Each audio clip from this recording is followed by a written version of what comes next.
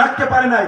ধরেন খেলাফত মজলিস যদি 5% ভোট পায় তাদের 15 জন এমপি থাকবে। গণ অধিকার যদি 50% ভোট পায় তাদের 150 এমপি থাকবে। জামায়াত ইসলামী যদি 30% ভোট পায় 3 দ্বিগুণে 90, তাদের 90 জন এমপি থাকবে। এটা কি ভালো পদ্ধতি না? আমরা এই সংখ্যানুপাতিক নির্বাচনের কথা বলছি। 5 বছরে ওই যে যেই লঙ্কায় যায় সেই রাবণ হয়, ক্ষমতাকে কুক্ষিগত করতে চায়, জনগণের উপরে জুলুম অত্যাচার নির্যাতন চালিয়ে স্বৈরাচারী হয়ে ওঠে ক্ষমতার মসনদে বসে। তাই আমরা বলছি মার্কিন যুক্তরাষ্ট্রের মতো শক্তিশালী রাষ্ট্র যদি 4 বছরের পরপর প্রেসিডেন্সিয়াল ইলেকশন হয়, আমাদের দেশেও সংসদের মেয়াদ 4 বছর হতে পারে। আমরা বলছি এই সরকারকে আমরা পরিষ্কারভাবেই বলছি, আপনাদের জন্য আমরা রক্ত দিয়েছি, জীবন দিয়েছি, জেল খেটেছি, কিন্তু আপনারা যদি জনগণের দুঃখ কষ্ট না বুঝে শুধুমাত্র শহরের কিছু এলিটদেরকে প্রাধান্য দিয়ে রাষ্ট্র সংস্কারের দিকে ব্যস্ত থাকেন, আর যদি দ্রব্যমূল্যে এই দেশের জনগণ দুর্ভোগে পড়ে, কষ্টের মধ্যে থাকে, তাহলে কিন্তু আপনাদের ক্ষমতার গদি যে কোনো সময় ঠুস করে পড়ে যেতে পারে। তাই আমরা বারবার বলবো, রাষ্ট্র সংস্কার, বিচার বিভাগের সংস্কার, এইগুলা গরিব দুঃখী মেহনতি মানুষ, সাধারণ মানুষ বোঝে না। তারা বোঝে চালের দাম কত, ডালের দাম কত, পেঁয়াজের দাম কত, মাছ মুরগি তাদের ক্রয় ক্ষমতার মধ্যে আছে কিনা।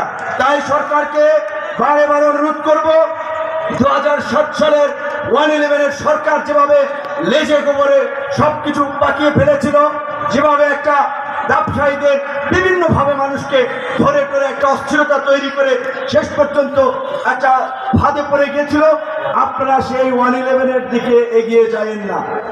দ্রব্যমূল্য কমান, জনগণের ভোগান্তিতে নজর দিন, জনগণ যেন প্রত্যেকটি জেলা থেকে স্বাস্থ্য সেবা পায়, সুচিকিৎসা পায়, জেলা উপজেলা পর্যায়ে যেন ডাক্তারি সেবা পাওয়া যায়, আপনারা সেই দিকে নজর দিন। জেলা উপজেলার শিক্ষা প্রতিষ্ঠানগুলোতে যেন শিক্ষার মান উন্নয়ন হয়, ভালো শিক্ষকদেরকে সেখানে প্রদান করুন, শিক্ষা ব্যবস্থার দিকে গুরুত্ব দিন। আজকে সড়ক থেকে শুরু করে পরিবহন, রেল থেকে শুরু করে নৌপথ, সমস্ত জায়গায় এখনো চাঁদাবাজি দখলদারি চলছে। এই চাঁদাবাজি দখলদারি যারা করছে তাদের বিরুদ্ধে যৌথ বাহিনী নামিয়ে দিন, অ্যাকশন শুরু করুন। চাঁদাবাজদের বিরুদ্ধে অ্যাকশন নিলে মানুষ খুশি হবে, দখলদারদের বিরুদ্ধে অ্যাকশন নিলে মানুষ খুশি হবে। জন দুর্ভোগ সৃষ্টি হয় এমন কাজ না করে জনগণের স্বস্তি তৈরি হয় সেরকম ভাবে কাজ করুন। একই সাথে আমাদেরও কিছু দায়িত্ব এবং দায়বদ্ধতা আছে। সবে মাত্র 3 মাস একটি সরকার গঠিত হয়েছে। 3 মাসেই রাতারাতি সবকিছু পরিবর্তন হয়ে যাবে না। পরিবর্তনের জন্য একটু সময়ের প্রয়োজন, পরিশ্রমের প্রয়োজন। আমাদেরকে একটু ধৈর্য ধরতে হবে এবং আমাদের দৃঢ় বিশ্বাস এই সরকারে যেরকম কেপাবল ব্যক্তিরা আছেন, যোগ্য ব্যক্তিরা আছেন, তারা যদি চেষ্টা করেন বাংলাদেশকে একটা নতুন দিকে নিতে পারবেন। কাজেই ক্ষমতা এবং নির্বাচনের জন্য অস্থির না হয়ে আমাদেরকে একটু ধৈর্য ধরতে হবে। গণ অধিকার পরিষদের নেতা কর্মীদেরকে বলবো, ট্রাক প্রতীকে গণ অধিকার পরিষদ আগামীতে জাতীয় এবং স্থানীয় সকল নির্বাচনে অংশগ্রহণ করবে।